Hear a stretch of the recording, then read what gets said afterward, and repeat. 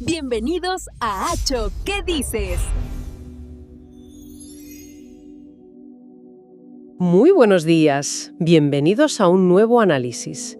Hoy, sábado 27 de diciembre de 2025, tenemos una historia que de verdad parece sacada de una novela de aventuras, pero es completamente real. Antes de empezar, un favor rápido. Parad lo que estéis haciendo y dadle al botón de suscribirse. Nos ayuda muchísimo a seguir trayendo estos temas. Bueno, y ahora sí, vamos a viajar a la Cartagena del siglo XVII, a un día que empezó como cualquier otro para tres humildes pescadores y terminó, pues convirtiéndose en una de las gestas más increíbles y olvidadas de nuestra historia. Una historia de piratas, de valentía y, ojo, de una lucha aún más difícil contra la burocracia. Es una crónica fascinante, de verdad, porque nos muestra dos batallas muy distintas. Una en el mar, cuerpo a cuerpo, y otra en los despachos, con la memoria como única arma. Demuestra que a veces, pues los héroes más grandes son los que nadie espera. Pues vamos a ello. Empecemos por poner un poco la escena. Estamos en Cartagena en 1616. ¿Cómo era esa ciudad? Porque imagino que no tiene nada que ver con la que conocemos. Absolutamente nada. Hay que imaginarse, una ciudad mucho más pequeña, amurallada, que vive de cara y a la vez de espaldas al mar. De cara y de espaldas. Sí, de cara porque el puerto es su vida, su riqueza, y de espaldas porque el mar es también su mayor amenaza. El aire olería a salitre, a pescado, a la brea de los barcos. Sería una ciudad de contrastes, ¿sabes? El silencio de los conventos y de repente el bullicio del muelle. Entiendo. Y en ese escenario aparecen nuestros protagonistas. Los documentos los nombran, ¿verdad? Sí, claramente. Son Andrés Galindo, Ginés Ros y Baltasar Montesinos. Y los llaman mareantes. ¿Qué significa eso exactamente? ¿Eran simples pescadores? Es un término un poco más amplio. Un mareante era literalmente el que marea, el que se dedica al mar. Podían ser pescadores, pequeños transportistas, pero lo clave aquí, y esto es muy importante, es su estatus social. No eran soldados ni nobles, eran trabajadores. Su única preocupación era el sustento, el jornal, como dicen los papeles. O sea, no buscaban gloria ni nada parecido. No, buscaban sobrevivir.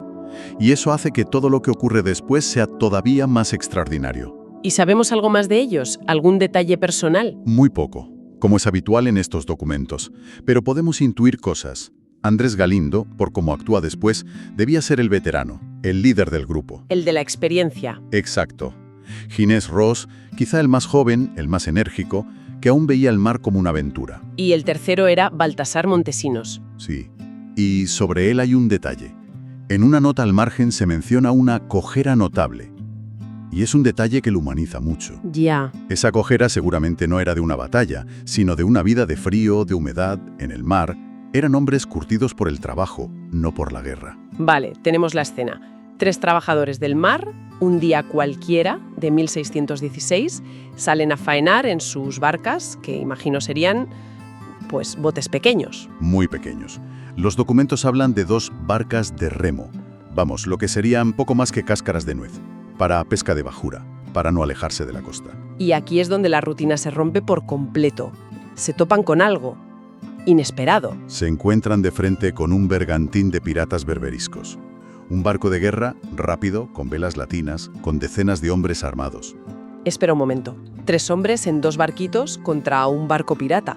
Suena increíble, lo sé, pero es que la piratería berberisca, en esa época, era una plaga constante en el Mediterráneo. ¿Era tan común? Común y terrorífica. No eran 4 bandidos. Eran flotas organizadas, con base en Argel, en Túnez. Su objetivo era el botín y sobre todo los cautivos. Para venderlos como esclavos. Exacto. Encontrárselos era, para la mayoría de la gente, una sentencia de muerte o de esclavitud. Era el terror. Entendido. Entonces, la única opción lógica al verlos sería dar media vuelta y remar como si no hubiera un mañana. Cualquiera en su sano juicio habría hecho eso. Pero aquí es donde ocurre lo asombroso. El testimonio que ellos dan y que el escribano recoge es que se miraron entre ellos, sin hablar. Una mirada. Una mirada. Y en ese silencio tomaron una decisión que desafía toda lógica. En lugar de huir, decidieron atacar. A ver, Es que aquí entra en juego o la genialidad o la pura desesperación. No tenían cañones, es verdad, pero tenían dos cosas que los piratas no. ¿El qué? Primero, un conocimiento milimétrico de la costa. Cada roca, cada corriente. Y segundo, la motivación más poderosa que existe. ¿Que si les capturaban? Su destino era la esclavitud. No luchaban por un botín, luchaban por su vida. No tenían absolutamente nada que perder. Vale, me gusta esa idea, la lucha del ratón contra el gato. Pero un ratón que se conoce la despensa a la perfección. ¿Y cómo fue la maniobra? ¿El abordaje? Pues tuvieron que usar ese conocimiento de los bajos y las rocas para acercarse al bergantín sin ser vistos, por un ángulo muerto. Los piratas pues seguramente estarían relajados, confiados. Ni los verían como una amenaza. Claro. Pensarían, mira, 3 pescadores huyendo. Y de repente, ¡zas!, el abordaje. Increíble. ¿Y cómo lucharon? Con lo que tenían a mano. Con lo que tuvieran, un remo, un cuchillo de destripar pescado, cualquier cosa. Pero sobre todo con el factor sorpresa. Los piratas en la cubierta se ven asaltados por 3 tíos que salen de la nada, luchando con la desesperación de quien defiende lo poco que tiene. Una lucha cuerpo a cuerpo que desafía toda lógica militar. Exacto. No fue un milagro. Fue combinar la necesidad con la inteligencia táctica local. Los piratas eran superiores en fuerza, pero los pescadores eran superiores en conocimiento del terreno y, sobre todo, en motivación. ¿Y el documento cuenta el resultado del combate? ¿Cuántos piratas eran? Menciona que la tripulación era numerosa, no da una cifra, pero podrían ser 30 o 40. Lo increíble, y esto sí lo recalca el texto, es que consiguen reducir y apresar a la tripulación. O sea que no los matan a todos. No, los capturan. Y lo más asombroso es que no consta que ellos sufrieran bajas. Quizá algún herido leve, pero ninguna baja mortal. Eso sí que es difícil de creer. Refuerza la idea de la sorpresa total. Imagina, toman el puente de mando, neutralizan al capitán, y el resto, sin liderazgo, se rinde. La audacia a veces paraliza. Madre mía. La imagen del regreso a puerto tuvo que ser épica. 2 barquitos remolcando un bergantín pirata. La gente no se lo creería. Debió ser un acontecimiento. Las campanas de las iglesias, por un momento, fueron los héroes indiscutibles de Cartagena. Y digo por un momento porque aquí es donde la historia da un giro total, ¿no? Uno pensaría que les darían medallas, una recompensa. Pues no, en absoluto. Aquí empieza la segunda batalla, que fue más larga y seguramente más frustrante. ¿Qué pasó? Pues que cuando reclaman lo que por ley y costumbre les correspondía, el quinto de la presa. Una quinta parte del valor del barco capturado. Exacto. Pues el municipio, el Cabildo de Cartagena, se lo niega. Perdona, ¿y con qué argumento? El argumento es una joya de la burocracia. Dicen que ese derecho estaba reservado para acciones de guerra oficiales, no para unos simples particulares en barcas de pesca. No me lo puedo creer. Es clasismo puro y duro. Totalmente. En el fondo es, ¿cómo vamos a darle una fortuna a 3 pobres pescadores? Ese botín, decían ellos, debía ir a las arcas de la ciudad. Es que es increíble. Pasan de héroes a ser un problema administrativo. Exacto. La historia cambia de género. Ya no es una crónica de aventuras, es un drama social. El enemigo ya no es un pirata con un alfanje, es un burócrata con una pluma y un sello. Una maquinaria que a menudo es más formidable que cualquier pirata. Desde luego. ¿Y ellos qué hacen? No tendrían dinero, ni abogados, probablemente ni sabrían leer. ¿Cómo se enfrentan a eso? Hacen lo único que pueden, perseverar. Y van un día sí y otro también al ayuntamiento.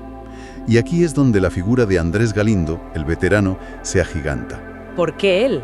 Porque él era analfabeto, sí, pero tenía algo que los burócratas no esperaban: memoria. Recordaba las historias que contaban los viejos, sus abuelos, sobre un antiguo privilegio que los reyes habían dado a la gente de Cartagena. La tradición oral contra la ley escrita. Justo. Y es un punto crucial. En una época en que no todos leían, la memoria transmitida de generación en generación era un archivo vivo de derechos y leyes. Su insistencia y la presión popular fuerza al poder hacer algo que detesta: buscar en sus propios archivos. Me imagino al pobre archivero entre legajos polvorientos quejándose. Tuvo que ser algo así, una búsqueda para callar a un viejo pescador.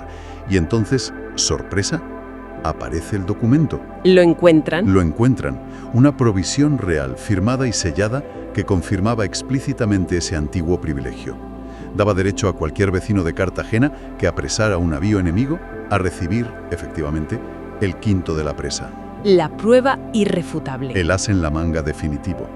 Ya no era la palabra de 3 pescadores contra la del cabildo, era la del cabildo contra la palabra del rey. Y esa es una batalla que no puedes ganar. Así que el ayuntamiento no tiene más remedio que ceder. No les queda otra. Las actas reflejan el cambio de tono. Se ordena la tasación del bergantín, de las armas, y se les entrega su quinta parte. Que para ellos sería una fortuna. Una suma que no habían visto junta en su vida, para comprar barcas nuevas, remendar redes. Pero lo importante no es solo eso. No, claro. Fue un triunfo de la dignidad. Totalmente. Fue demostrar que la justicia, aunque lenta, era alcanzable. Que 3 hombres humildes, armados con su valentía en el mar y su memoria en tierra, podían doblegar a la maquinaria del poder. Es una lección tremenda. La valentía tiene muchas formas. La de enfrentarse a un barco pirata y la de enfrentarse a un sistema injusto. Y ellos demostraron tener ambas. Defendieron lo suyo ante gigantes, ya fueran piratas en el mar o burócratas en el cabildo. Y sus nombres, gracias a este pleito, quedaron escritos. No se perdieron. Ese dinero sirvió para mucho más que para remendar redes. Sirvió para remendar el orgullo de haber hecho lo correcto.